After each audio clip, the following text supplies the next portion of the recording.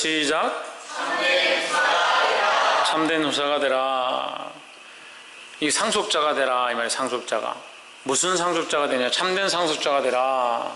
무엇의 상속자입니까?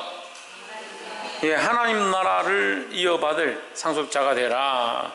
하나님 나라가 되는 상속자가, 하나님 나라의 상속자가 되는 것은 무엇을 요구하느냐? 믿음을 요구하는 겁니다. 그래서 이 믿음에 대한 부분들을 얘기하는데, 이제 이 로마에 있는 유대인들은 철저하게 어떤 생각을 가지고 있느냐? 율법을 잘 지켜야, 율법을 어기면 돌에 맞아 죽으니까 율법을 잘 지켜야 한다 이렇게 가르치는 거예요.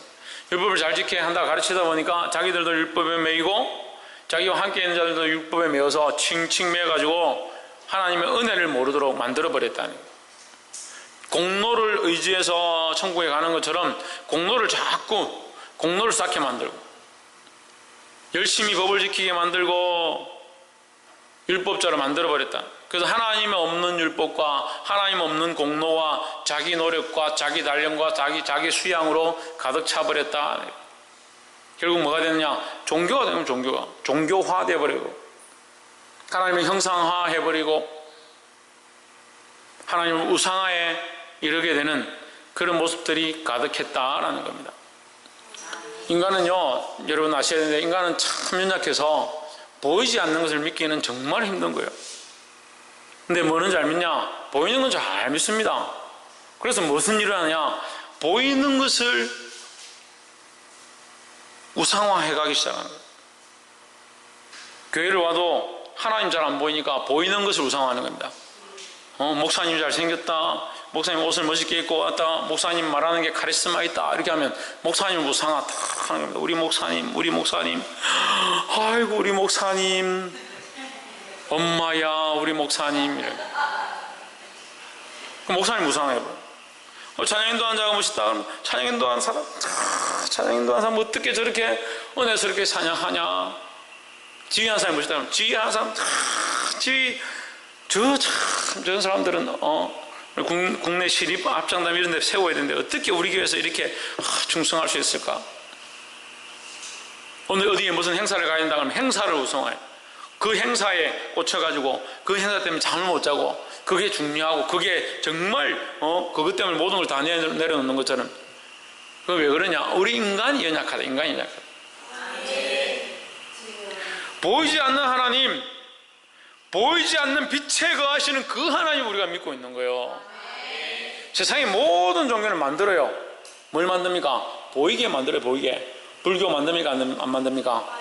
만들었습니다. 천주교 만듭니까? 안 만듭니까? 만들었습니다. 이슬람 만들었습니까? 안 만들었습니까? 만들었습니다. 그래서 하나님께서 만들지 말라. 하늘에 있는 것이나 땅에 있는 것이나 땅 아래에 있는 것이나 아무런 어떠한 형상으로도 만들지 말라. 할렐루야. 하나님이 형상에 거하시는 게 아니다. 그 보이지 않는 걸 믿어야죠. 보이지 않는 하나님 믿어야 되죠. 그러니까 힘든 거예요. 근데 신기한 건요, 귀신은 잘 믿어요. 점 치러 간다 그러면 점이 뭔지 믿는 사람들은 절대 그런 것도 하면 안 돼요. 오늘의 운세 그런 것도 보면 안 돼요. 뭘 쓸데없이 그런 거 가지고 오늘의 운세, 오늘은 뭐 밥을 많이 먹어야 될 운세입니다. 밥 많이 먹으라 그래. 우리는 뭐냐? 참된 상속자다. 어디의 상속자입니까? 하나님 나라의 상속자다. 좀 더 짧게 하면 하나님의 상속자다. 그럼 뭘 유업으로 받느냐? 하나님의 것을 유업으로 받는 거예요. 그래서 우리는 이미 하나님의 것을 유업으로 받았습니다. 뭘 받았습니까? 뭘 받았습니까? 예. 이구 동성이 아니고 이구 여러성이네. 뭘 받았습니까? 우리가 하나님 믿음을 뭘 받았습니까? 예, 영생을 받았죠. 예, 이미 구원을 받은 우리에게 하나님 주신 상속되어진 우리에게 주신 하나님의 상속자로, 하나님의 상속자잖아요. 하나님의 상속자로 우리에게 주신 게 있습니다. 뭘 가지고 있습니까? 영원한 생명을 갖고 있습니까? 성령을 가지고 있죠. 성령이 누구의 겁니까? 그게 하나님의 거죠. 아이고, 이 사람들이 하나님의 것이니까 하나님의 것을 우리에게 주시는 것이 상속되어지는 거죠.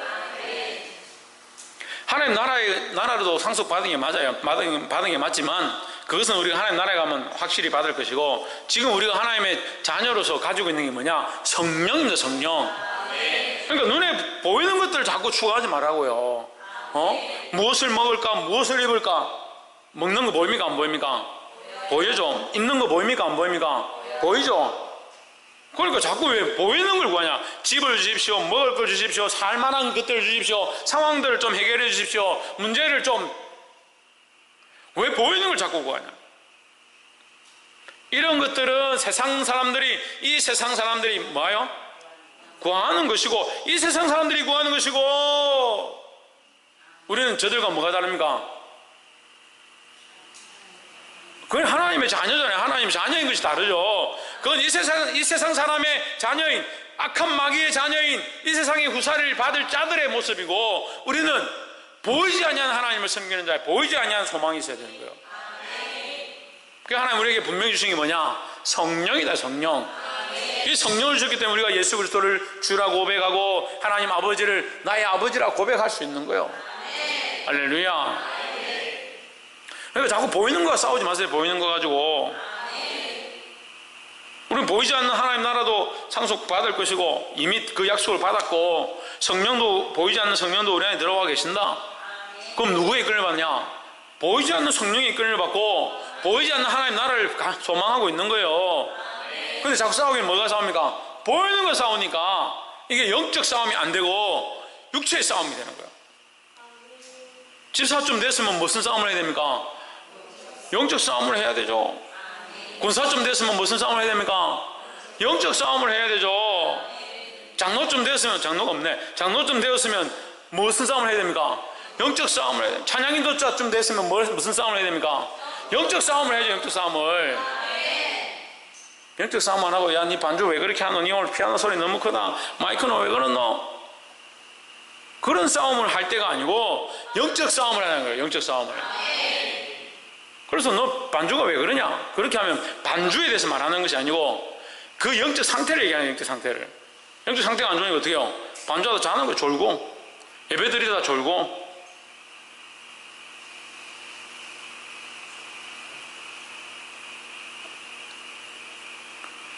복이 되기를 주의 이름으로 축복합니다.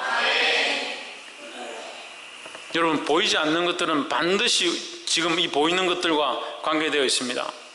그래서 보이는 것으로 싸울 필요는 없어요. 보이는 것까지 싸운다고 해서 보이지 않는 것이 해결되는 거 아닙니다. 하지만 보이지 않는 문제를 위하여 우리가 보이는 것 가운데 싸워야 되는 거예요. 15절, 율법은 진노를 이루게 하나니 율법이 없는 곳에는 범함도 없느니라. 유대인들에게는 뭐가 크냐? 율법이 크다. 눈에 보이는 이 율법을 지키고 율법을 행하게 하고 백성들에게 이걸 따르게 하는 것이 그들에게 컸다는 거예요. 근데 이 사도 바울은 율법에 대해서 뭐라고 하냐? 율법은 뭘 이루게 된다? 진노를 이루게 한다. 율법이 없는 곳에는 범법도 없느니라. 범죄함도 없다. 율법이 없는 곳에는. 다시 말하면요, 죄를 지었다고 어떻게 아느냐? 법이 있기 때문에 알 수 있는 거 아니냐? 처음부터 제가 얘기하던 거예요. 법이 없으면 죄를 지었는지 안 지었는지 모른다는 거예요. 신호등이 없는데 그거 건넜다고 해서, 물론 이제 우리는 이제 기본적으로 신호등이 없어도 여기 안전하지 않으니까 건너면 안 된다, 이걸 알지요? 그걸 뭐라고 합니까? 그걸 무슨 법이라 합니까? 준법정신이랍니다. 뭐라 합니까? 양심의 법이죠. 양심의 법. 양심의 법이죠. 네, 준법정신 맞아요. 맞긴 맞는데 그건 법을 지켜야 된다는 마음이고, 법이 없잖아요. 신호등이 없는데 우리는 어떻게 아느냐? 상식적으로 양심으로 아는, 양심으로. 그래서 하나님이 양심을 주셨다. 율법이 없어도 최소한 이방인들은, 율법을 모르는 이방인에게도 뭐가 있느냐? 양심이 있어서 안다라는 거죠. 그 양심을 주신 것 또한 어디에 포함됩니까? 법에 포함되는 거예요. 법에. 양심을 주신 것 또한 법에 포함되니까 거절할 수, 부인할 수 없다라는 거죠. 우리는 죄가 뭔지 몰랐습니다. 우리는 잘못하는 게 지옥 가는 길이 뭔지 몰랐습니다. 할 수 없다라는 거죠. 양심이 굳어지는 사람들이 있어요. 자기를 사랑해서, 자식을 사랑해서, 세상을 사랑해서, 돈을 사랑하니까 뭐가 굳으냐? 양심이 굳어요. 양심이.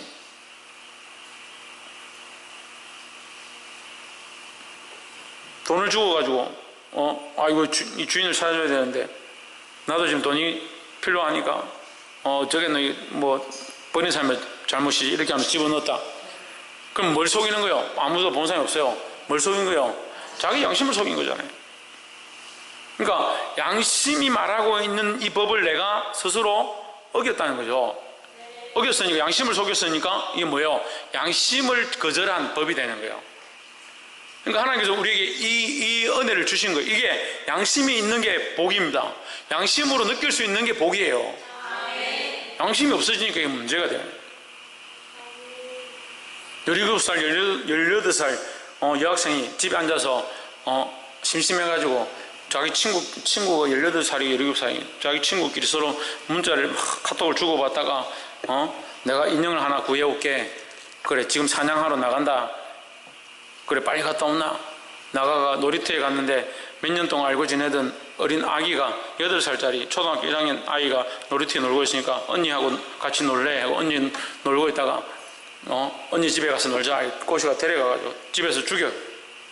애를 죽이고 손을 자르고 몸을 잘라가지고 사냥해왔다. 친구가 야, 손가락은 예쁘냐? 내 손가락 내도.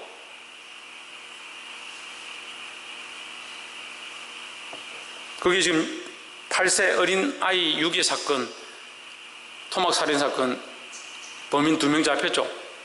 여고생 둘이. 근데 문제는요, 그 다음이 더 문제예요. 이 아이의 부모가 변호사를 로펌에서 데려왔는데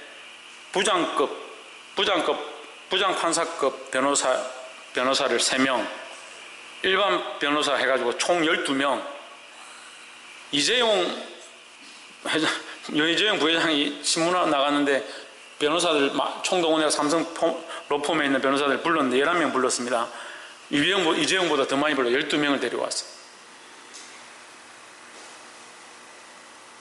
양심이 굳어져 있죠. 그 자식이 양심이 굳는 게 아니고요. 그 부모가 똑같은 거예요. 부모의 그 행실이 지금 이 아이가 생명을 살해하고 죽인 것에 대해서 자기가 무릎 꿇고 사회에 나와서 반성하고 눈물로 사죄를 해도 그래도 갚을 수 없는 문제잖아요. 그런데 어떻게 합니까? 12명의 변호사를 샀다. 변호사는 뭐하라고? 우리 아이를 무죄라고 얘기해달라는 거죠. 12명이나 세워가지고.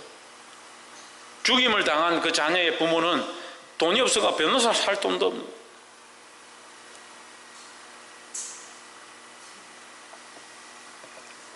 양심이 굳어지니까요, 뭐가 의고 뭐가 선이고 뭐가 법인지 필요 없는 거예요. 법을 오히려 이용합니다. 볼 수 있기를 소망합니다. 참 시대가 악해져 가고 있습니다. 이게 제가 전에부터 계속 이제 로마서 하면서 말씀드렸던 거예요. 법이 있기 때문에 죄가 있다는 거죠. 그래서 법이 죄를 있게 하려고 법을 만들었냐? 그렇지 않다는 거죠. 우리로 잘못된 길로 가지 않게 하기 위해서 하나님께서 뭘 만드셨다? 법을 만드셨다라는 거죠. 그래서 그렇기 때문에 하나님 법 안 만들었으면 우리 죄를 안 지었을 거 아니냐? 그렇지 않습니다.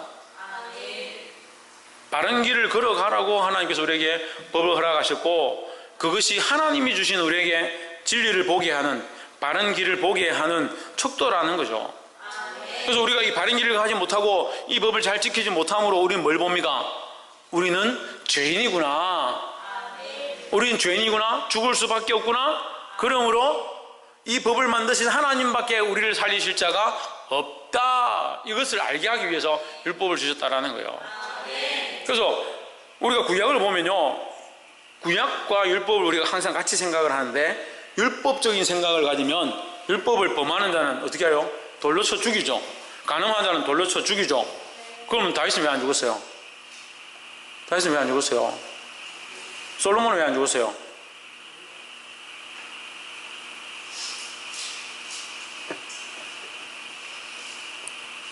하나님의 법이, 율법이 있어서 죄를 범하면 돌로 쳐 죽여라, 이렇게 우리가 단편적으로 생각을 하고 있지만, 실제로 하나님은 율법을 통해서 백성을 죽이기 위한 법으로 만드신 게 아니에요. 그래서 구약의 말씀들을 우리가 읽으면 읽을수록 뭘 보느냐면, 하나님의 참고 참으심과 인내와 자비와 긍휼과 기다리고 계신 그 하나님의 모습을 보는 거예요. 잘못 특별히 이스라엘 백성은 더 하나님의 사랑을 알아야 되죠. 하나님께서 그들에게 경고하시고 수백 년 동안 경고하시고 말씀하시는데도 듣지 않기 때문에 바벨론에 침공해서 그 나라를 치고, 아수르가 침공해서 그 나라를 치고, 그래서 정신 차리라. 그리고 또 수십 년 동안 수백 년 동안 하나님 기다리시고 경고하시고 선지자를 보내고 사사들을 보내고 경고하시고 다른 민족들로 정신을 차리게 하시는데 또 듣지 않습니다. 또 바벨론 침공해서 나라를 휩쓸어버립니다. 그리고 또 그들이 울고 하나님 우리가 다시 돌아가 시온에서 주의 노래를 부르기 원합니다 막 이렇게 하니까 하나님께서 그 기도를 들으셔서 참으시고 그 고난의 때를 감화하셔가지고 70년 만에 돌아오게 하십니다. 예루살렘 돌아올 때 그들이 우리가 꿈꾸는 것 같았도다. 주께서 우리를 돌리실 때에 뭐예요? 다시 고향으로 돌아오게 할 때 돌리시는 게 하나님 은혜요. 리바이벌이에요. 회개, 돌이키게 하는 거예요. 부흥하게 하는 거예요. 다 같은 뜻이에요. 하나님 다시 우리를 새롭게 하시고 다시 부흥케 하시고 다시 일으키시고 다시 정결케 하시는 이것이 하나님의 은혜라는 겁니다. 그 하나님 뭐하고 계시는 겁니까? 내가 너희를 쳤으나 싸매어 줄 것이고. 하나님 정신이 이상한 거예요? 왜 쳐놓고 다시 싸매줘요? 내가 너희를 찢었으나 다시 치료할 것이다. 왜 그렇게 합니까? 하나님의 그 사랑이 우리를 향해서 불붙듯 하니까 죄의 길로 가지 마라, 우상의 길로 가지 마라, 사단의 길로 가지 마라, 너희의 마음의 길로 가지 마라. 하나님 그 마음 아파하시면서 우리를 치시는 거예요. 하지만 하나님의 그 마음속에 뭐가 있느냐? 이 사랑이, 우리를 향한 사랑이 불붙듯이 있으니까 우리를 멸망으로 버려두지 않는다는 거예요. 그러니까 여러분 철저히 아셔야 합니다. 율법은 뭐다?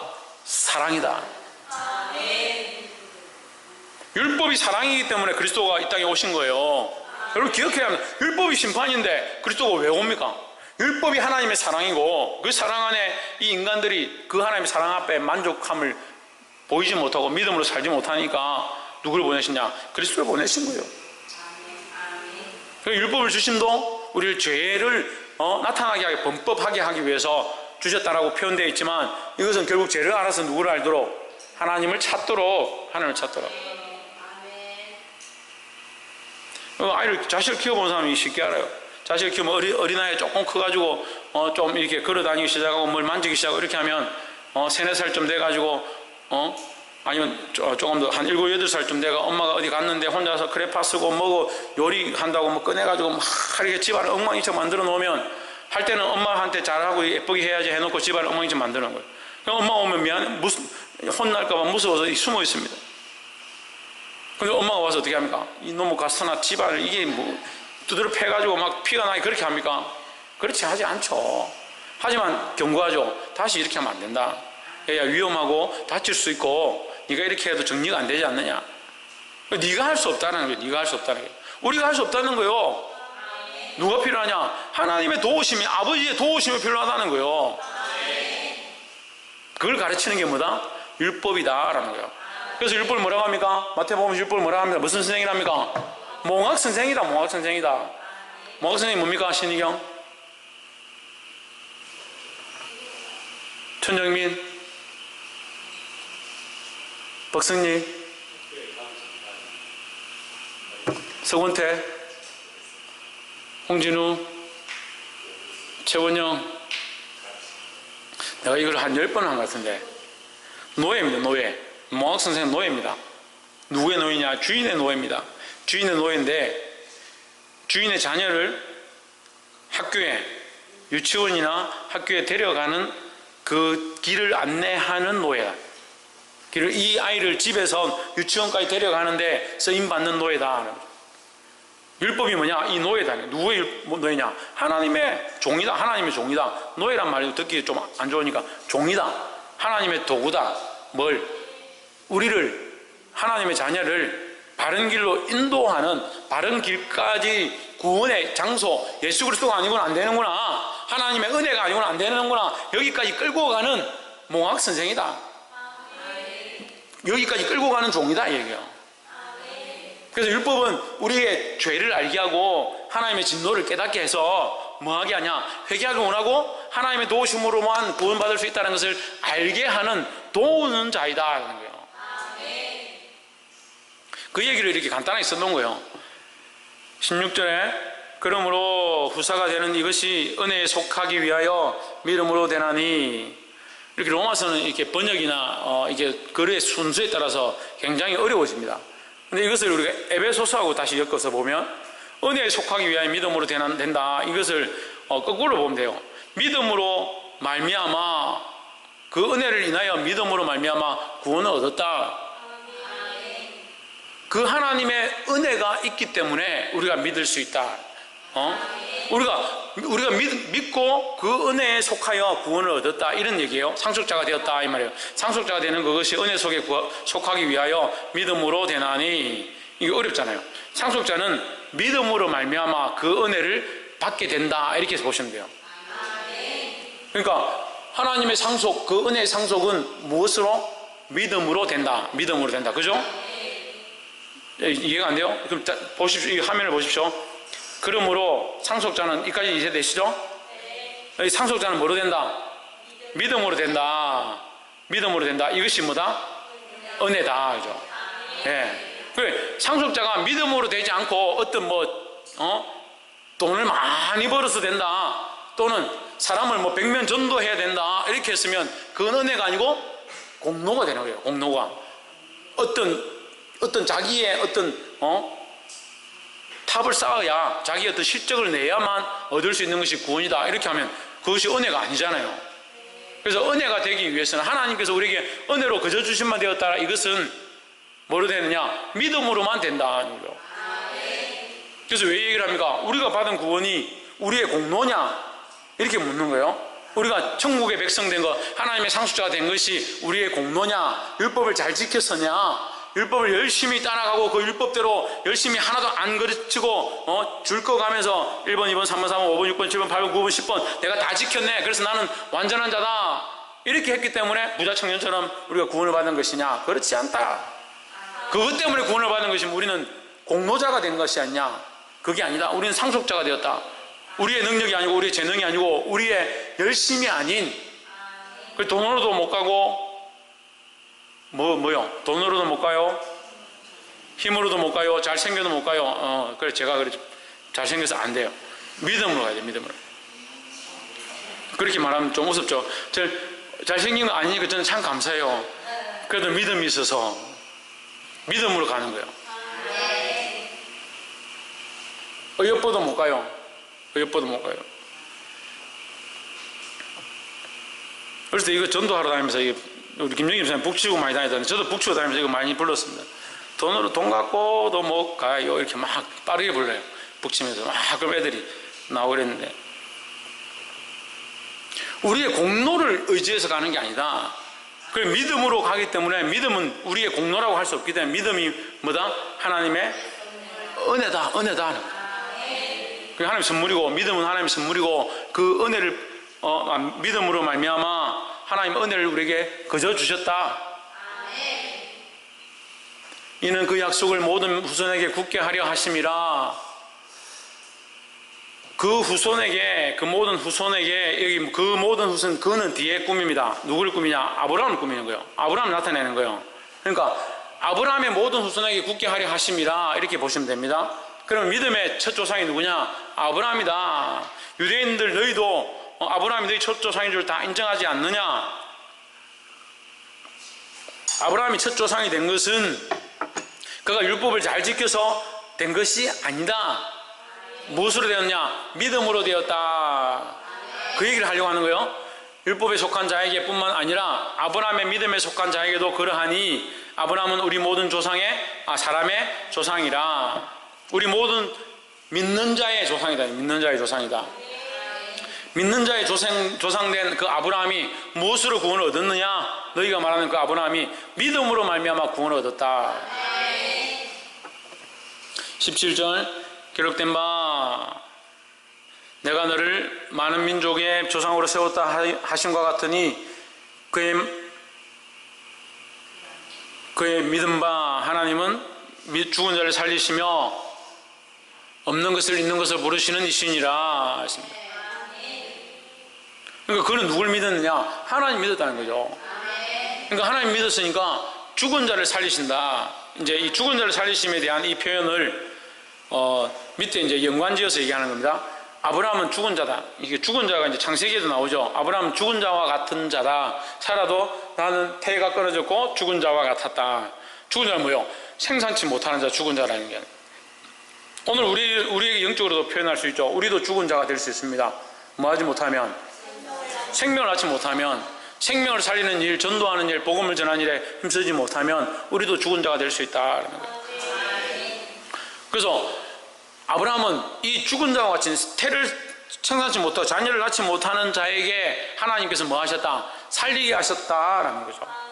이것은 육신으로는 죽은 태를 살리는 이 육신의 살림을 의미하지만 영적으로는 영원한 하나님 나라의 상속자가 될 구원의 소망을 허락하시는 거예요.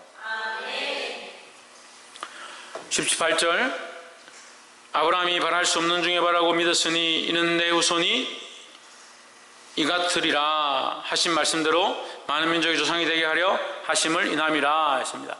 자, 아브라함이 바랄 수 없는 중에 자식을 낳을 수 없다. 그래서 18절 그냥 읽으면 헷갈려요. 아브라함은 바랄 수 없다. 자식을 낳을 수 없다. 태가 죽었다 이런 거죠. 17절 연결하면 태가 죽은 상태다. 하나님께서 뭐 하셨냐? 태를 살리셨다. 살리심으로 그가 이제 후사가 자손이 생기는 겁니다. 자손이 생김으로 말미암아 그는 모든 민족의 조상이 될 수 있게 되었다는 거죠. 그리고 태가 죽어서 자식을 못 낳는데 어떻게 믿으면 민족의 조상들이 될 수 있느냐? 근데 조상이 되었다는 거죠. 어떻게? 하나님께서 그를 태를 열셔서 살게 하심으로.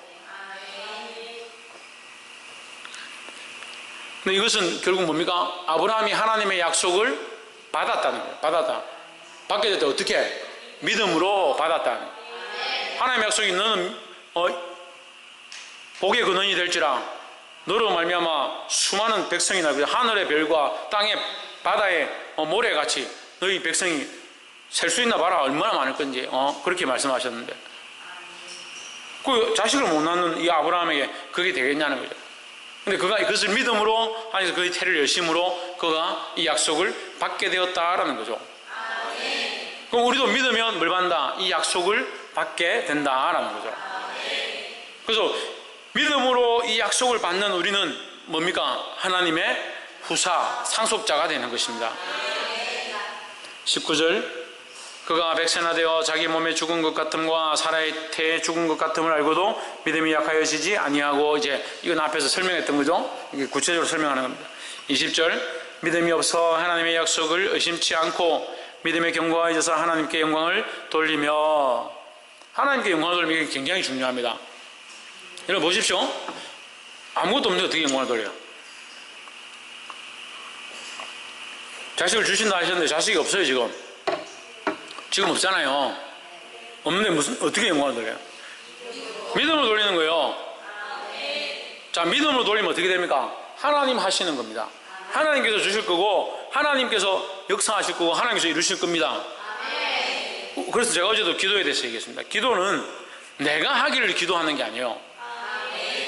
근데 기도하면 자꾸 기도를 시키면요, 대표 기도를 시키든 교회 기도를 시키든 기도를 시키면 자꾸 내가 하겠다는, 하나님 내가 열심히 하게 하시고 내가 열심히 봉사하겠습니다, 나를 도와주시고, 내가 뭐래요? 내가 뭐래?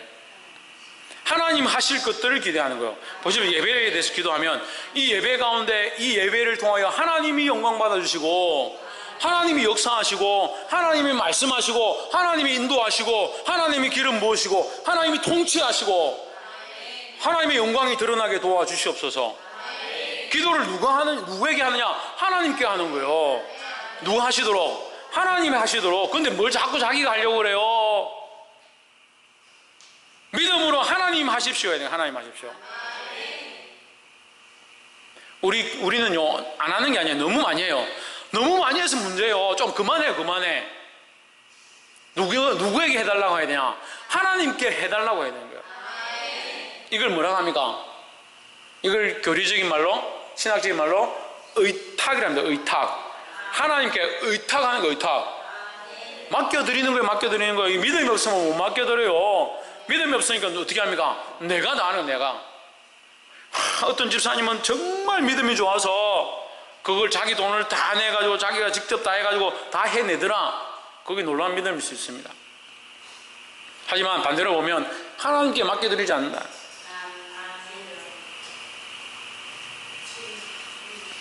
하나님 하실 영역이 있는 거예요. 왜 그것을 인정하지 않습니까? 왜 자기가 다 하려고, 왜 내가 다 하려고 하는 거예요? 찬양도 마찬가지예요. 찬양은 우리가 합니까? 하나님께 맡겨드리는 거예요. 하나님께 올려드리는 거예요. 하나님을 높이는 거예요. 하나님의 이름을 부르는 거예요. 특히 이 기교나 음악성들이 뛰어난 사람들은 자꾸 거기 빠지는 거예요. 내가 음을 이렇게 해가지고 거기에 바이올렛을 넣어가지고 3도 위에를 올려서 흔들어줘야 음악이 화음이 되고 화성이 아름답게 쫙 뻗어나가고 거기서 힘을 내서 쫙 크레센도로 해야 뭐 그래, 그거 필요 없다는 게 아닙니다. 그 공교히 찬양해야 되니까 필요하지만 정말 중요한 건 뭐냐? 하나님께 돌려드리라고요. 그리고 다윗과 같이 찬양이 안 돼요. 다윗과 같이 자기가 자꾸 하려고 하는. 물론 우리가 해야 되죠. 하지만 결국 궁극적으로 누구에게 돌려야 되냐? 하나님께 드려야 돼요. 기도도 하나님께 돌리고 찬양도 하나님께 돌리고 예배도 하나님께 드려야 된다는 거예요. 할렐루야. 그러니까 믿음이 있으니까 누구에게 돌리냐? 하나님께 영광을 돌린다. 그에게 아브라함에게 자식이 지금 당장 태어난 것도 아니고 민족과 열방이 눈에 보이는 것도 아니지만 그가 믿음으로 하나님께 영광을 돌렸다. 그렇게 될 줄 믿는다. 하나님께서 그렇게 하실 것에 대한 영광을 하나님 받으십시오. 이렇게 된 거예요. 이해가 되십니까? 그 모든 민족과 열방 가운데 그 모든 사람들을 세우실 줄 믿습니다. 이것을 세우실 하나님께 영광이 되어집니다. 하나님께 영광 돌립니다. 나에게 자녀를 주실 줄 믿고 또한 하나님께 영광 돌립니다. 이 영광을 돌리는 거죠. 그럼 보입니까? 안 보입니까? 안 보이는 거죠. 그러니까 보이지 않는 것을 믿는 게 믿음인 겁니다. 21절 약속하신 그것을 또한 능히 이루실 줄 확신하였으니 약속하신 그것은 보입니까? 안 보입니까? 안 보인다는 거죠. 22절 그러므로 그것이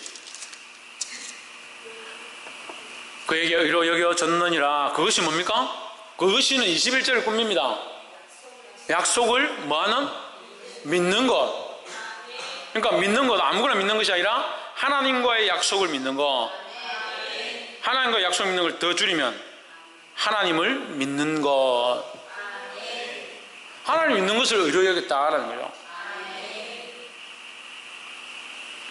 이 믿음을, 이 하나님을 신뢰하는 것들을 회복하기를 주의 이름으로 축복합니다. 옆에 사람 보십시오. 하나님을 신뢰하는 것을 회복합시다. 아멘. 23절 제게로 여기셨다 기록된 것은 아브라함만 위한 것이 아니요 그에게 의로 여기셨다 기록된 것은 아브라함만 위한 것이 아니고 그럼 누굴 위한 거냐? 그 기록된 것을 보는 자들 위한 것이다 이 말이죠. 그에게 의로 여기셨다.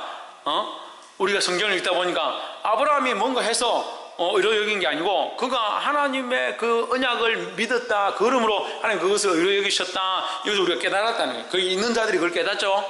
그럼 그 읽는 자들을 위함이라는 거예요. 이것을 믿고 이 기록된 것을 보는 자들이 이 기록된 것을 보고 믿고 듣는 자들이 복된 줄 믿습니다. 그에게 의로 여기셨다 기록된 것은 아브라함만 위한 것이 아니요 기록된 것을 보는 자들을 위한 것이다 라는 거예요. 24절 의로 여기심을 받을 우리도 위함이니 우리도 이것을 보고 믿는다. 이것을 듣고 믿는다라는 거죠. 곧 예수 우리 주를 죽은 자 가운데서 살리신 이를 믿는 자니라. 믿는 자니라. 믿는 자니라. 누가? 믿는 자가 누구예요? 그렇죠. 할렐루야. 처음부터 다시 할 뻔했네. 대답 못했으면. 그 헷갈리는데 보십시오. 24절에서 말하는 우리도 위함이니 곧이란 말은 우리도 위함이니를 확대해서 다시 자세하게 설명하는 거예요. 우리도 위함인데 어떤 우리냐? 예수 우리 주를 죽은 자 가운데 살리신 이를 믿는 우리들이다. 믿는 우리다라는 거예요. 믿는 우리를 위함이다. 아브라함이 믿음으로 의를 얻었다는 것은 지금 예수를 믿는 우리도 위함이다라는 거죠.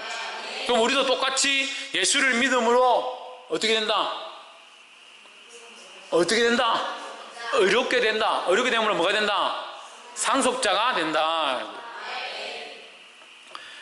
25절 예수는 우리 범죄함을 한 것 때문에 내어줌이 되고 또한 우리를 의롭다 하시기 위하여 살아나셨느니라 했습니다.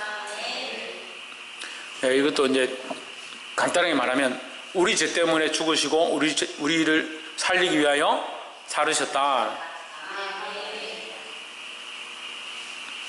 우리가 죄를 범한 것 때문에 우리 죄를 씻기 위해서 예수님 죽으셨고, 죽으셨기 때문에 우리는 뭐를 입었다? 의롭다 함을 입었다. 그 약속을 보이기 위해서 살아나셨다. 할렐루야. 말씀 맺겠습니다. 우리를 위하여 죽으시고 우리를 위해 사신 이 예수님을 믿으면 우리에게 뭐가 있느냐? 어렵게 됨이 있습니다. 어렵게 되는 자에게 하나님 주신 약속이 있습니다. 뭡니까? 하나님 나라의 상속자가 되는 거예요. 이것은 하나님의 자녀고 하나님의 후사고 하나님의 상속자가 되는 권한을 주시는 겁니다. 이것을 받고 이 땅 가운데 승리하며 하나님 나라 가운데 들어가게 될 저와 여러분 되기를